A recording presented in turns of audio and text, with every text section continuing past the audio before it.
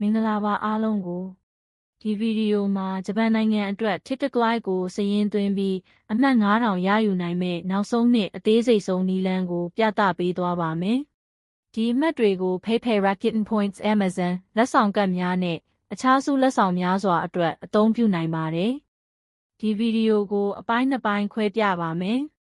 ပထမပိုင်းမှာ TikTok Lite ကိုစာရင်းမသွင်းခင်သတိထားရမယ့်အရေးကြီးချက်တွေကိုမျှဝေပေးပြီးစုအမှတ်မပျောက်စေရန်ကူညီပေးပါမယ်။ဒုတိယပိုင်းမှာတော့စာရင်းသွင်းနည်းကိုအတိအကျပြသပေးပါမယ်။ထို့ကြောင့်မဆောင်ခိုင်းတော့ပဲပထမပိုင်းဖြစ်တဲ့အရေးကြီးသတိပြုချက်များနဲ့စတင်လိုက်ကြပါစို့။ TikTok Lite ကိုစာရင်းသွင်းမယ်ဆိုရင်အောက်ပါအချက်တွေကိုသေချာမှတ်ထားပါ။သင့်ဖုန်းမှာယခင်က TikTok Lite ကိုမတင်ထားဘူးရပါ။နှစ်ဒီအစီအစဉ်မှာပါဝင်ဖို့သင့်ဖုန်းရဲ့နိုင်ငံအနေအထားကိုဂျပန်အဖြစ်ပြောင်းထားရပါမယ်။Wi-Fi ကိုပိတ်ပြီးမိုဘိုင်းဒေတာလေးသို့မဟုတ်9နဲ့ TikTok Lite ကိုဒေါင်းလုပ်လို့ရပါမယ်။အမှတ်ရဖို့အတွက်မိတ်ဆက် link မှတဆင့်သာစာရင်းသွင်းရပါမယ်။မိတ်ဆက် link ကိုဒီဗီဒီယိုရဲ့ဖော်ပြချက်နဲ့မှတ်ချက်တွေထဲမှာထားပေးထားပါတယ်။ F ကိုနေ့တိုင်းဖွင့်ပြီး14ရက်ဆက်တိုက်မပြတ်မကွက်ဝင်ရောက်မှတ်သားရပါမယ်။ကျွန်တော်ပြသထားတဲ့အဆင့်တွေကိုအတိအကျလိုက်နာပြီးမည်သည့်အဆင့်မှမကျော်ပါနဲ့။အဆင့်တစ်ခုခုကျော်သွားရင် TikTok Lite စာရင်းသွင်းနိုင်ပေမဲ့အမှတ်မရနိုင်ပါဘူး။နောက်တစ်ခုကဒုတိယပိုင်းဖြစ်ပြီးလှုပ်ဆောင်ရမယ့်နည်းလမ်းကိုလမ်းညွှန်ပေးပါမယ်။အဆင့်တိုင်းကိုသေချာစွာလိုက်နာပေးပါ။အဆင့်1ဖုန်းရဲ့လက်ရှိနိုင်ငံအနေအထားကိုစစ်ပြီးဂျပန်အဖြစ်ပြောင်းနည်းကိုပြသပါမယ်။စက်တင်များထဲဝင်ပြီးအောက်ကိုဆင်းက General ကိုရွေးပါ။ထို့နောက်အောက်ကိုဆင်းပြီး Language Region ကိုရွေးပါ။ဒီနေရာမှာနိုင်ငံအနေအထားဂျပန်ဖြစ်နေသလားစစ်ဆေးပါ။အင်္ဂလိပ်ဘာသာဖြစ်ရင် Japan လို့ပြသပြီးဂျပန်ဘာသာဖြစ်ရင် Nihon လို့ပြသပါလိမ့်မယ်။မပြောင်းရသေးရင်ဒီအဆင့်မှာပြောင်းပါ။ထို့နောက် App Store ကိုဖွင့်ပြီးနိုင်ငံအနေအထားဂျပန်ဖြစ်မဖြစ်စစ်ပါ။ App Store ကိုဖွင့်ပြီးအပေါ်ညာဘက်က Profile Icon ကိုနှိပ်ပါ။ထို့နောက် Cloud Account ကိုနှိပ်ပါ။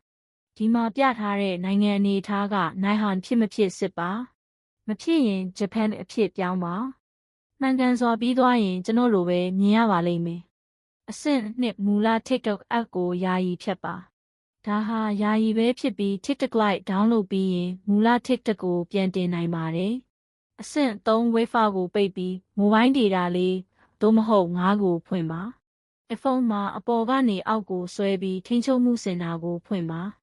Wi-Fi icon ကိုနှိပ်ပြီးပိတ်ကာလေးကသို့မဟုတ်9ကိုဖွင့်ပါ။အဆင့်4ဒီဗီဒီယိုရဲ့မှတ်ချက်ပိုင်းသို့မဟုတ် See More ထဲကိုဝင်ပြီး TikTok Lite မိတ်ဆက် link ကိုရှာပါ။ link ကိုစက္ကန့်5ခန့်ဖိထားပြီးကူးယူပါ။ကူးယူပြီးပြီဆိုတဲ့အသိပေးချက်ပေါ်လာရင်ရပါပြီ။ထို့နောက် Google Chrome သို့မဟုတ် Safari ကိုဖွင့်ပြီး link ကိုထည့်ကာဖွင့်ပါ။ဒီလိုမျက်နှာပြင်ပေါ်လာရင်ဒီခလုတ်ကိုနှိပ်ပါ။ TikTok Lite ဒေါင်းလုပ်စာမျက်နှာကိုရောက်ပြီး download ကိုနှိပ်ပါ။နောက်အဆင့်ကအရေးကြီးပါတယ်။ဒေါင်းလုပ်ပြီးရင်ဖွင့်မည်ကိုမနှိပ်ပါနဲ့။အရင်ဖွင့်ခဲ့တဲ့ website ကိုပြန်သွားပါ။အဲ့ဒီစာမျက်နှာမှာခလုတ်ကိုထပ်နှိပ်ပါ။ကျွန်တော်ပြသသလိုအတိအကျလိုက်လုပ်ပါ။အခု TikTok Lite app ဖွင့်သွားပါလိမ့်မယ်။ဒီမျက်နှာပြင်မှာသဘောတူပြီးဆက်လုပ်ရန်ကိုနှိပ်ပါ။အသိပေးချက်ခွင့်ပြုမပြုကိုယ်တိုင်ရွေးနိုင်ပါတယ်။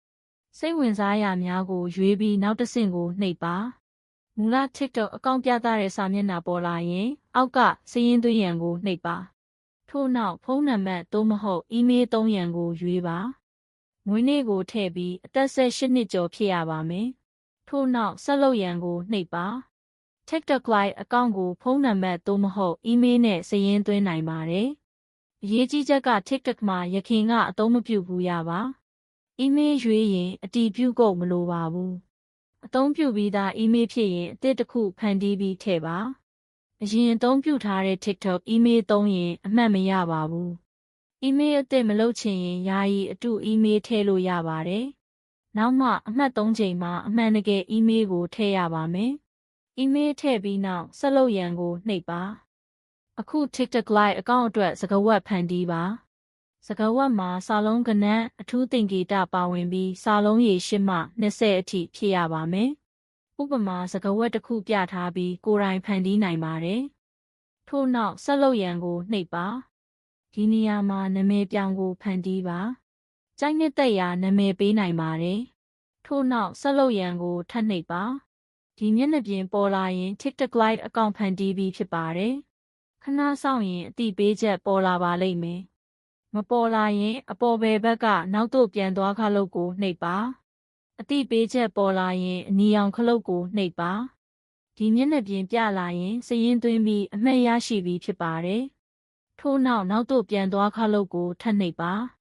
အခုအမှတ်တွေရရှိပြီးပါပြီ။အမှတ်အရေအတွက်က3000 4000သို့မဟုတ်5000ဖြစ်နိုင်ပါတယ်။အောက်ကိုဆင်းပြီးအလုံများထပ်လုပ်ကအမှတ်ထက်ရနိုင်ပါတယ်။နောက်တစ်ခုမှာဒီတာဝန်တွေပြီးမြောက်နည်းကိုပြပါမယ်။အောက်ကိုဆင်းရင်14ရက်ဇက်တိုက်ဝင်ရောက်မှတ်သားရင်အမှတ်9000ရမယ်ဆိုတာမြင်ရပါလိမ့်မယ်။ဝင်ရောက်မှတ်သားရန်အောက်မှာဝိုင်းထားတဲ့ခလုတ်ကိုနှိပ်ပါ။ဝင်ရောက်မှတ်သားပြီးရင်အမှန်ချစ်အမှတ်ပေါ်လာပါလိမ့်မယ်။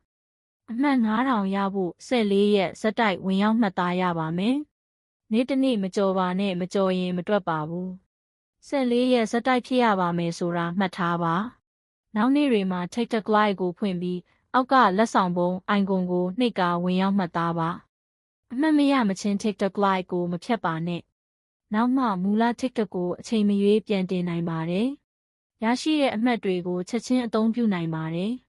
ဗီဒီယိုကိုအဆုံးထိကြည့်ရှုပေးလို့ကျေးဇူးတင်ပါတယ်။နောက်ဗီဒီယိုမှာပြန်တွေ့ကြပါစို့။